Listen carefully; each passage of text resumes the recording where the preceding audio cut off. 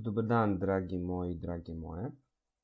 Danas nastavljamo sa radom iz oblasti tvorbe reči. Na prethodnom času smo se upoznali sa osnovama tvorbe reči, govorili smo o definiciji šta je tvorba reči, upoznali se sa podelom reči u svim jezicima, izdvojili specifične delove reči u tvorbenom smislu koje možemo naći u srpskom jeziku, a isto tako smo govorili o osnovnim modelima podele o osnovnim modelima tvorbe zapravo svih reči u srpskom jeziku, gde smo naravno istakli novinu kao što su sufiksoidi, prefiksoidi, afiks, infiks i tako dalje. S tim u vezi sada otvaramo sledeće poglavlje koje se tiče osnovnih modela tvorbe reči u srpskom jeziku i počinjemo od prvog i najosnovnijeg, a to je izvođenje, odnosno derivacija, što je strani termin. Šta bi zapravo bilo izvođenje?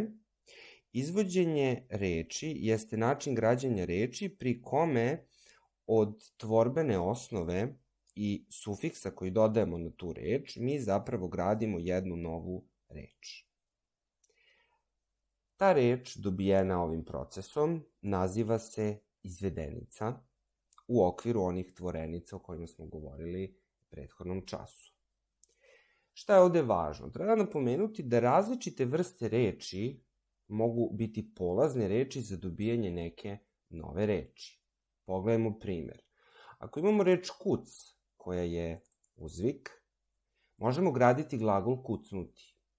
Ako imamo reč lep, koja je pridev, možemo graditi imenicu lepota.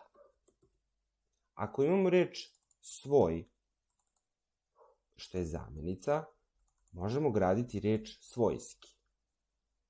Ako imamo glagol raditi, možemo izvesti novi glagol raduckati. Od imenice kuća možemo napraviti glagol kućiti. Ili od priloga gore možemo napraviti pridev gornji. Dakle, različiti tipovi vrsta reči mogu dalje graditi neke nove reči, a da to suštinski mi i ne očekujemo. Dakle, ono što treba da zaključimo jeste da svaki od ovih procesa izgleda ovako: tvorbena osnova plus sufiks ili sufiksoid. Dalje treba istaći specifičnost određenih vrsta reči, odnosno načini kako se one dobijaju i koja značenja prenose. Mi ćemo ovde izvesti, odnosno naglasiti kako se dobijaju neke imenice, pridevi i glagoli. Najpre, u skupini imenica možemo iskazati nekoliko značenja, odnosno izvesti nekoliko značenja tako što ćemo dodati različite sufikse na različite reči. Vršilac radnje kao prevodilac, ali nije samo ovo sufiks, nego imamo i pevač, učitelj, mesar, košarkaš i tako dalje, gde su različiti sufiksi: ač, ar, aš i tako dalje. Stanovnik, odnosno pripadnik nekog naroda, ovde je naveden primer Britanac, ali isto tako to može biti i Beograđanin, pa je sufiks janin, ili Nišlija, odnosno lija. Različite prostorije se imenuju određenim sufiksima, kao što je sufiks onica, učionica, ali tako imamo i nica kao sudnica, ana kuglana, lište, šetalište i tako dalje. Apstraktna značenja najčešće izvodimo sufiksom ost, ali tu možemo naći i oća kao hladnoća, ina brzina, ba kao borba i tako dalje. Glagolske imenice takođe dobijamo putem različitih sufiksa, na primjer sufiks nje, disanje, ali i sufiksi poput će, svanuće. Kod određenih imenica može doći do promene roda, ali se bazično značenje zadržava. Odnosno, često imamo vršioca radnje koji postaje ženskog roda. Takav proces se naziva promena mocije, odnosno promena roda, i takvi sufiksi se nazivaju mocionim sufiksima. To je često sufiks ica, kao pevačica, ili sufiks ka kao frizerka, ali imamo i inja, kinja, u primjeru robinja, studentkinja i tako dalje. Na kraju, javlja se još jedan proces, a to je proces nastanka deminutiva i augmentativa i takvi sufiksi se zovu sufiksi subjektivne ocene. Zašto su oni subjektivna ocena? Pa zato što oni predstavljaju neki naš stav o nekome, a znate vrlo dobro da su deminutivi i augmentativi umanjena ili uvećana značenja određenih reči. Tako imamo sufiks ić u primjeru brodić, ali se vrlo često mogu javiti i augmentativi poput ina, junačina, etina, ručetina i tako dalje. Situacija kod prideva je malo prostija. Najčešće ih koristimo za iskazivanje neke osobine, tako da imamo sufiks av, pa imamo pridev klizav, ali se tu mogu javiti i drugi, poput glavat, od at, kockast sa ast i tako dalje. Prisvojnost ličnih imena se dobija tako što dodajemo sufikse ov i ev za muško lice i in za žensko lice. Milanov ili Marijin. Uopštena veza ili pripadnost nekog pojma, odnosno dobijanje prisvojnih prideva, uglavnom se organizuje na taj način što se dodaju sufiksi ski, ji, ni, nji, pa imamo ženski, knjiški, severni i tako dalje. I na kraju, ponovo imamo dobijanje deminutiva, pa bi ovo opet bio sufiks subjektivne ocene. To je, recimo, kast, sufiks kast u pridevu zelenkast, ali i u pridevu beličast imamo sufiks ičast. Zašto je to subjektivna ocena? Zato što mi umanjujemo pravu osobinu tog predmeta. Dakle, taj predmet nije u potpunosti beo ili u potpuno zelen, već je nekako zelenkast, plavičast, ima sniženu osobinu i to je naša subjektivna procena. Konačno, glagoli se dele u 3 kategorije, odnosno mogu se razviti 3 značenja. Najuopštenije jeste značenje radnje, odnosno kada od bilo koje vrste reči mi pravimo glagol. Cvetati, kanalisati, gukati i tako dalje.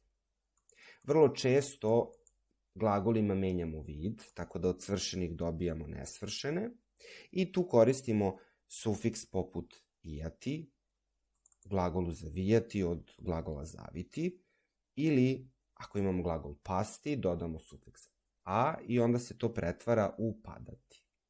Konačno imamo opet deminutive i augmentative i kod glagola i ove radnje u stvari označavaju neku umanjenu osobinu. To je sufiks ka, aka, ucka, uta, na primjer kuckati, tužakati i tako dalje. U ovim primjerima mi samo naglašavamo smanjenu osobinu, odnosno umanjujemo tu radnju koju neko zapravo izvodi. I konačno, ponovo ću naglasiti upotrebu sufiksoida kod građenja izvedenica. Naime, sufiksoidu su morfeme grčkog i latinskog porekla koje dolaze na kraj izvedenica. Oni s jedne strane podsjećaju na sufikse, jer su oni zapravo vezane morfeme i ne mogu stajati samostalno, a zapravo predstavljaju potpune reči u tim starim jezicima iz kojih potiču. Dakle, imaju kompletno značenje. Ako ja kažem fiziolog, to znači da je to neki proučavalac fizikusa ili sociolog, on je proučavalac socija, odnosno društva, biolog, proučavalac biologije, odnosno živog sveta i tako dalje. Imamo sufiksoid fon, pa sufiksoid skop kao mikroskop, mikrofon, pa fob, teka, drom i bus, autobus, aerodrom, kinoteka, anglofob, ksenofob, periskop i tako dalje. Interesantni su sufiksoidi fob i njegov opozitni, odnosno antonimni sufiksoid fil, gde jedan označava nešto što se voli, ovo fil, kao anglofil, ali s druge strane imamo i anglofoba, onog ko ne voli englesko govorno područje. Dakle, Sufiksoid fob označava nešto što neko ne voli. Da rezimiramo, izvođenje reči je proces u kome se stvaraju nove reči od tvorbene osnove i sufiksa, drugačije nazivamo derivacijom. Uvek moramo voditi računa o tome koja je bila motivna reč, odnosno polazna reč, i koja je reč koju smo dobili, odnosno koja je to zapravo motivisana reč. S tim u vezi treba pažljivo određivati kojim vrstama reči pripadaju one od kojih je poteklo i onih do kojih se zapravo na kraju došlo. Izdvojit ćemo posebno sufikse mocije, odnosno mocione sufikse, kojima se menja rod, i sufikse subjektivne ocene, kojima se umanjuje ili uvećava osnovno značenje, a na kraju ćemo ponovo istaći sufiksoide, odnosno latinske i grčke reči koje u srpskom jeziku služe kao sufiksi, najčešće u terminima. Hvala na pažnji.